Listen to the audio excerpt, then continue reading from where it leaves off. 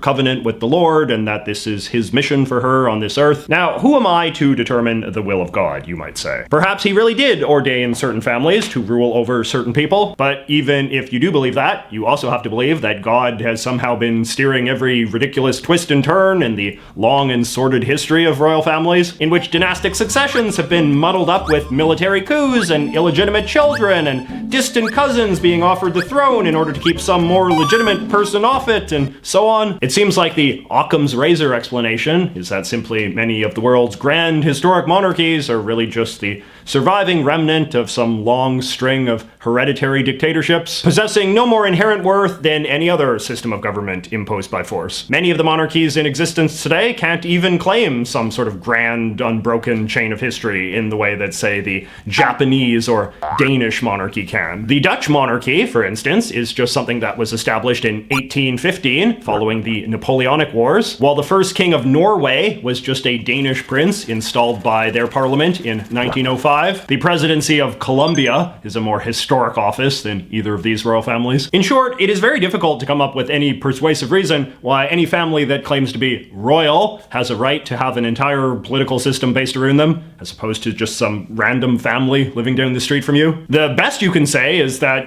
well, they got here somehow, so let's just stick with the status quo. And that might be a plausible argument if there was clear evidence that the status quo was working, but I'm not sure that there is. Monarchists like to say that modern royals are uniquely well suited to function as unifying and respectable heads of state, but I would say that this is a hugely dishonest argument as well. In Matthew's video, he talks about the quite modern British theory of royalty, which posits that in a democratic monarchy, which even monarchists concede is really the only defensible form, the king or queen or emperor is the head of the state, while some elected politician is the head of the government. The head of state does all of the fun ceremonial stuff like smash the champagne bottle on the new submarine, while the head of the government actually runs the country. The argument is that since elected politicians are by definition divisive and controversial people, a good system of government would keep them far away from ceremonial activities that are supposed to lift the collective spirit of the nation, lest they taint those wholesome rituals with controversy and divisiveness as well. But this argument can only really work in the context of a society where the monarch has a 100% approval rating and debates of the sort we are having right now do not exist. For instance, the King of Spain recently participated in what we would think of as a relatively innocuous ceremonial event, a march against terrorism, in which he was flanked by Spaniards of all different cultures and political beliefs. And yet, according to this story in the Sunday Times, every time the king appeared on the big screen, he was booed by the crowd. It doesn't matter what the motive of the people booing were. The point is that in a free society, everyone has the right to have any opinion they want about any public figure, including royals. And there are obviously no shortage of ways in which a royal person can be controversial, including simply by existing. This even happens in merry old England, where celebrities often refuse to accept knighthoods and other awards from the Queen because they don't support the monarchy system for one reason or another. Sometimes they see it as a symbol of racism or imperialism. Sometimes they see it as a symbol of inequality. Sometimes they just see it as a proxy for whatever political party is ruling England at the time. We are free to tell people that they are interpreting the monarchy incorrectly and they shouldn't think these things, but the fact is they do, and they always will in any society where freedom of belief exists. The only alternative would be to have a system like what they have in Thailand, where the monarchy is a universally revered institution of national unity, but that's only because they have all of these laws on the books that punish people for criticizing it. Not that I think this is going to happen anytime soon, but I would personally feel it to be a bit of a dilemma if the Queen ever offered me some sort of award or bauble. I would feel torn between my anti-monarchy political beliefs and my sense of patriotism, which is the very sort of crisis that the monarchy is supposed to be preventing from happening in the first place. So no, a monarch is not uniquely well equipped to perform the functions of head of state better than a politician, because monarchy is a political idea and thus as divisive divisive as anything else. The only difference is that monarchy lies about this fact. All right, now my second argument is that monarchy cannot be reformed. So the standard monarchist rebuttal to everything I said is to point out that some royal families are very popular. Indeed, more popular than the elected politicians. This is one of the main arguments that Matthew makes in his video. But once you even concede this point, you have already lost as far as I'm concerned. Does a monarchy derive its power from its ability to remain popular with the public like an elected politician? Or does the strength of the monarchy come from some otherworldly mandate, giving the monarch the right to do wildly unpopular things and be insulated from public opinion? If it's the former, then monarchs may just as well run in elections every 4 years, so we can be clear if they are popular enough with the public to stay in power or not. If it's the latter, then, well, the only reason why we have constitutional monarchies in the first place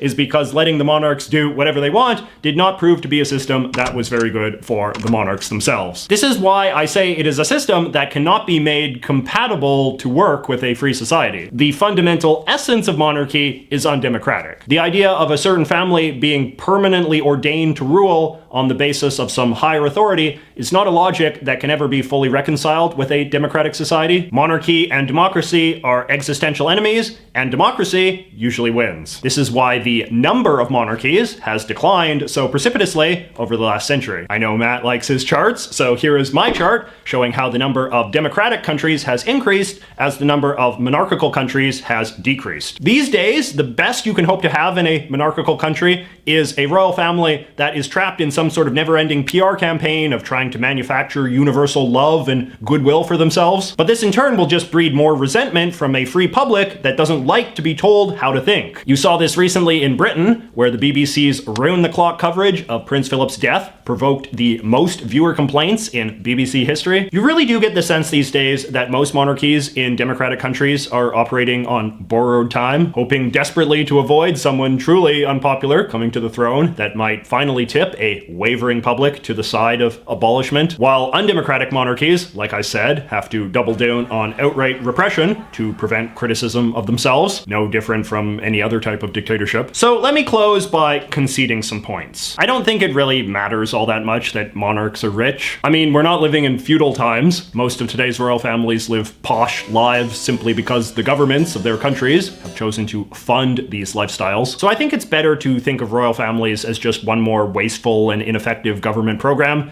rather than resent the royals themselves for hoarding or stealing wealth from anyone else. As Matt correctly notes in his video, a lot of royals aren't even all that rich in today's age of multi-billionaires. They just behave in a sort of stereotypically old-fashioned upper-class way because they think that's what the public wants out of them. Blue blood porn, as the New Yorker's John Lee Anderson put it. Which gets to my final point. I think it is also kind of dumb to hate the royals as individuals. In many ways, I think that a lot of royal families in modern democracies are kind of pathetic and even somewhat tragic figures. Human beings that we have assigned jobs for life to parade around like theme park mascots for our own amusement. I was liking it to Truman Show. Have you seen that movie? Yep. It's a mix between the Truman Show and being in a zoo. Virtually none of them exercise any significant political power these days, and of the very few powers that some of them do have, like presiding over the inauguration of parliamentary governments, basically all of their discretionary authority is so tightly restrained by lawyers and legal precedent